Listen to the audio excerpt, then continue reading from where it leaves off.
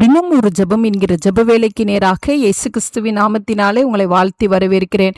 இன்றைய நாளுக்குரிய வசனம் யோவான் எழுதின சுவிசேஷம் அதிகாரம் 16 வசனம் 8.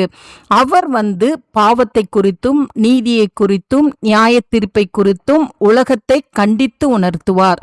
நாம் யாவரும் கண்களை மூடி தேவனை நோக்கி ஜெபிப்போம். எங்களை நேசிக்கிறதான நல்ல தகப்பனே, இந்த நாளுக்காக ஸ்தோத்திரம். கர்த்தர் கொடுத்த புதிய நாளுக்காக நன்றி ஆண்டவரே. இந்த நாளிலும் கர்த்தர் கொடுத்த வார்த்தையின்படி ஆண்டவரே, நீர் எங்களுக்குள்ளே இருக்கும் பொழுது ஆண்டவரே அப்பா, நீர் பாவங்கள் நாங்கள் செய்யும் பொழுது கர்த்தர் அதை எங்களுக்கு கண்டித்து உணர்த்துகிற தேவனாய் இருக்கிறீங்க. உமக்கு ஸ்தோத்திரம் ஆண்டவரே.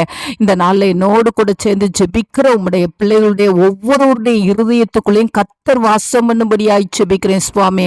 அப்பொழுது ஆண்டவரே, நம்முடைய பிள்ளைகள் ஒரு சிறிய தவறு செய்தாலும் ஆண்டவரே அப்பா, ஆவியானவர் உணர்த்தி காண்பிப்பீங்க ஆண்டவரே. அந்த உணர்த்துதலுக்கு நாங்கள் கீழ்ப்படியும் பொழுது ஆண்டவரே, அந்த பரலோக ராஜ்யத்தை நாங்கள் சுதந்திரித்து கொள்ள முடியும் ஆண்டவரே. இந்த நாளில் என்னோடு கூட சேர்ந்து ஜெபிக்கிற உம்முடைய பிள்ளைகளுடைய ஒவ்வொருவருடைய உள்ளங்களிலும் கர்த்தர் வாசம் பண்ணுங்க ஆண்டவரே. உமக்கு ஸ்தோத்திரம். நீர் வாசம் பண்றதுக்கு ஏற்ற விதமாய் ஆண்டவரே தங்களுடைய இருதயத்தை திறந்து கொடுக்க கர்த்தர் உதவி செய்யுங்க. ஆமாண்டவரே, அப்பொழுது பாவத்துக்கு விலகி ஆண்டவரே பரிசுத்தமாய் வாழ்கிறதுக்கு தேவன் உதவி செய்வீங்கப்பா. அதற்காக நாங்கள் நன்றி செலுத்துகிறோம் ஆண்டவரே.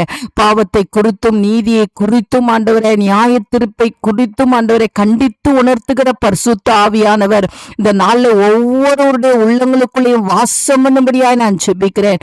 ஒவ்வொருடைய வீடுகளுக்குள்ளேயும் நீர் வாசம் பண்ணும்படியாய் நான் ஜெபிக்கிறேன் அப்பா. நம்முடைய பிள்ளைகள் பரிசுத்தமான வாழ்க்கை, கர்த்தருக்கு பயப்படுற வாழ்க்கை, கர்த்தரோடு நடக்கிற வாழ்க்கை வாழ்ந்து தேவனை மகிமைப்படுத்த உதவி செய்யுங்க. இயேசுவின் மூலம் ஜெபிக்கிறேன் நல்ல பிதாவே. ஆமேன், ஆமேன்.